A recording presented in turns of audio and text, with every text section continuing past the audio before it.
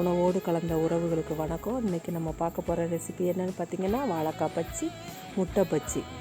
வாழைக்காய் பச்சிக்கு தேவையான பொருள்கள் பாருங்கள். 2 கப்பு கடலை மாவு எடுத்துருக்கோம், 1/2 கப்பு பச்சரிசி மாவு, 1/2 கப்பு தோசை மாவு. நல்லா இந்த பதத்துக்கு நல்லா கலந்து வச்சுக்கிறணும். கொஞ்சம் சால்ட்டு சேர்த்துக்கிறோம், கொஞ்சம் கலருக்கு வேணால் கலர் பவுட்ரு சேர்த்துக்கலாம். நறுக்கி வச்சுருக்க வாழைக்காயை நம்ம கலந்து வச்சுருக்கோம்ல மாவு, பச்சி மாவு, அதில் நல்லா முக்கி நல்லா கொதிக்கிற எண்ணெயில் போட வேண்டியதுதான். நல்லா போடுறோம் பாருங்கள். மாவு ரொம்ப தண்ணியாகவும் இருக்கக்கூடாது, கெட்டியாகவும் இருக்கக்கூடாது. பச்சியை நல்லா செவக்க வேக விடணும். நல்லா 2 பக்கமும் திருப்பி நல்லா செவக்க வேக விடணும். நல்லா வேகுது பார்த்திங்களா. இங்கிட்டு 4 முட்டையை எடுத்து அவிச்சு நறுக்கி வச்சுருக்கோம். அதையும் அதே மாவில் நல்லா முக்கி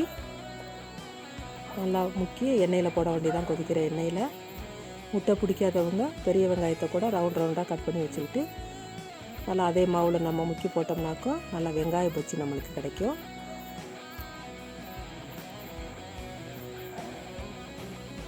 பச்சி வேகிறதுக்கு கொஞ்சம் நேரமே எடுத்துக்கிறோம். ஆனாலும் நம்ம நல்லா செவக்க வேக விடணும். நல்லா 2 பக்கமும் திருப்பி விட்டு நல்லா செவக்க வேக விடுங்க.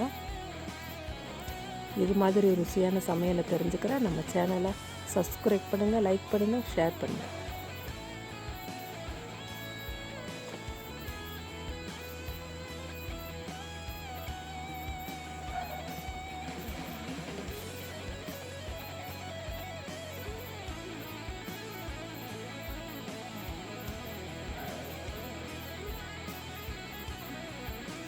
நல்லா பாருங்கள், செவக்க வேகுது. நல்லா திருப்பி விடுறோம். இந்த பதத்துக்கு வரணுங்க. அப்போ தான் பச்சி நல்லா ருசியாக நல்லா கிடைக்கும் நம்மளுக்கு.